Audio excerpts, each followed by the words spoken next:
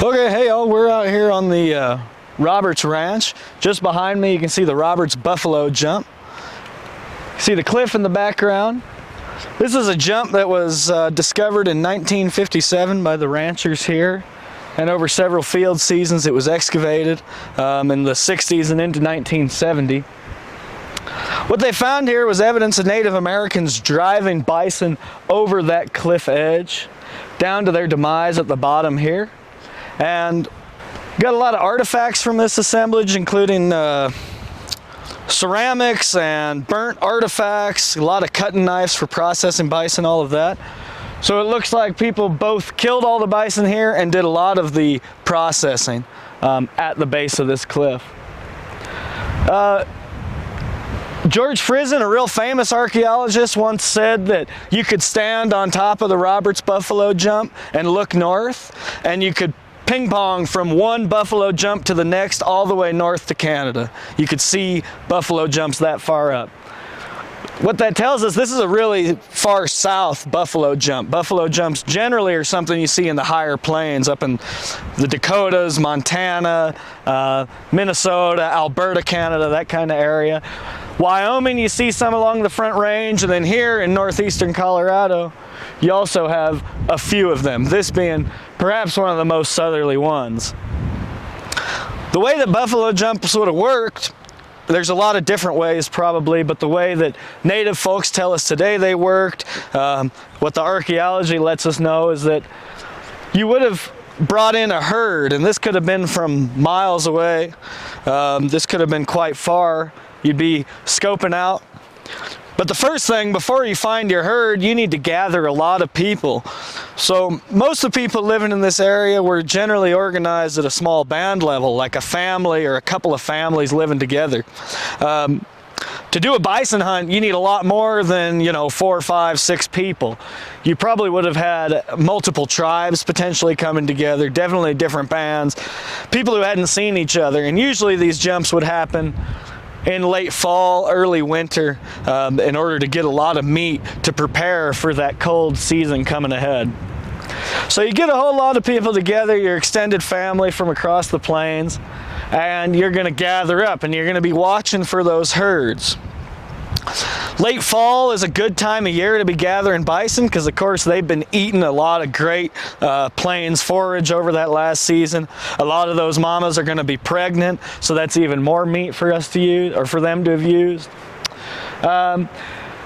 So what we're told, the way people would do this is that you'd get a couple of men.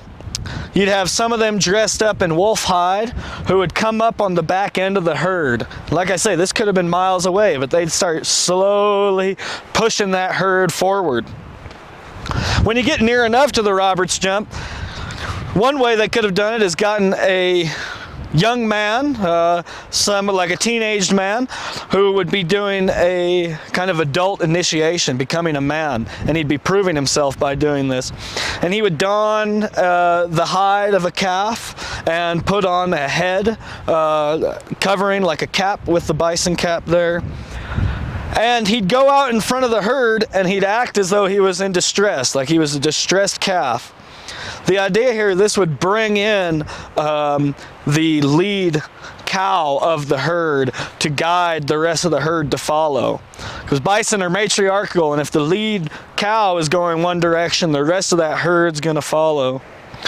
So that young boy would try to find that lead cow, get her to start following, bringing the herd along, and they would walk, and they'd keep going, work their way up on top of a cliff like this. Now, the thing they would have to do is to trick the bison to thinking that safety was ahead. And the way they do that is pick a proper cliff, a place like this, because when you're sitting up on top of this cliff, looking out on the prairie, you don't see that big immediate drop off until you're right on top of it. So those bison, they'd be up there thinking, oh, safety's this way. Right about that moment, those dudes wearing the wolf skins would jump up, spook the herd, send them towards that cliff edge. You'd have women and children lined up on the side. You might have rock drive lines laid out, different cairns or flags waving, anything like this that's going to funnel the bison towards the edge of that cliff where they think is safety.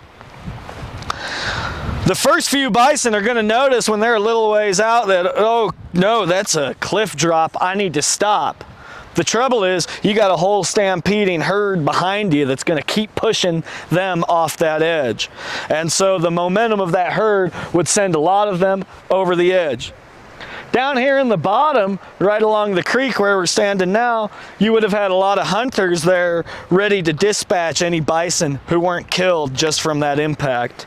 Because of course the first couple bison that drop, they're falling right onto rock. That's probably going to kill them. The rest of that herd, you know, they're landing on top of other bison. They're getting cushioned. They're breaking their ankles. So they would need to dispatch those as soon as they can. Native American people today tell us that they had to kill every bison in the herd that was doing this, not let any of them escape, because they thought if one bison got away, he would tell the rest of the herd, hey, this is a bad spot to be. Don't come here. This is an evil cliff. So they'd have to kill every buffalo to make sure nobody told them what the natives were doing around here. Buffalo jumping like this has been going on a long time out on the plains. We've got some sites like the Olson-Chubbuck site out on the eastern plains where rather than using a cliff, you would drive your bison into an arroyo. And those are familiar with arroyos. You know, if you drive them up an arroyo, eventually you're going to get a nick point where that arroyo starts. And all those bison are going to be stuck. So then you have hunters dispatching them. They're all trampling into each other, killing each other that way. At that Olson-Chubbuck site, which is, about 10,000 years old, there's 120 bison that were killed. Most of the bison down in the bottom, you weren't able to process them because they were so deep beneath this mass of slaughtered buffalo that they were just left there. When you do a big mass kill like this, you got to think, you got to process as quick as you possibly can, because that meat's going to start to rot. Anybody who's hunting today knows that you got to get on processing quick. And that's with just one animal, but if you've got 20 of them or more, you got to clean that up pretty fast, boy. That stench is going to start spreading. The wolves, the coyotes, the vultures, everything's going to swoop in on what you're doing. That meat's going to spoil. So you need to really take care of that quick. Here at Roberts Ranch, there at the Roberts Buffalo Jump, they were probably jerking a lot of that meat, drying it. We've got a lot of evidence of hide scrapers that show they were preparing for winter by making clothes or coverings for their houses, things like this, processing that hide right away. And a lot of that takes time, and so we also have some evidence of people doing more leisurely activities here we wouldn't expect to see at a buffalo jump. Here, for example, we have a lot of buffalo bones, different bones, that were beginning to be turned into beads. So while other people were processing the meat, other folks were making jewelry out of those animals. Another interesting thing at this site is we've got two fully articulated dog skeletons. So presumably there were a couple of dogs who were involved in that driving up top, and they met their demise coming over that cliff with the rest of the buffalo, and they were just left to be. This buffalo jump dates to about the 1700s, somewhere in there. So this was after initial European contact, but a good ways before a lot of trade goods and actual Europeans made it out to this area in the interior of the continent. So it's very possible that the natives who were hunting here were using horses. That's totally possible, as they were being raided from Spanish further to the south, traded through Ute groups and different native tribes in the area. But we don't have direct evidence of horses here. We don't have any trade goods. There's no metal artifacts. It's all stone tools. We do have some ceramics, at least two different ceramic vessels that were taken from this site. And those ceramics, they're different styles that we would associate with Ute or Shoshone people. So it's difficult to say why we have two ceramic styles associated with different tribes. It could just be that doing a mass kill like this required a lot of people to come together.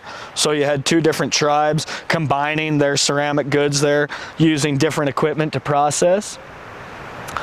Could also be once Ute and Shoshonean people on the western slope got horses, many of them moved to the eastern plains and became Comanche people. Took their horses, moved down into the Texas area. So we could actually be seeing some of that kind of early dispersal of those Shoshonean people coming out on the eastern plains. But yeah, this is something that we see, like I mentioned, in the Paleo-Indian period. We really see it ramping up, though, about 2,000 years ago with mass bison kills, feeding large plains villages. And this is kind of the latest expression of that pattern. I'm Spencer Little.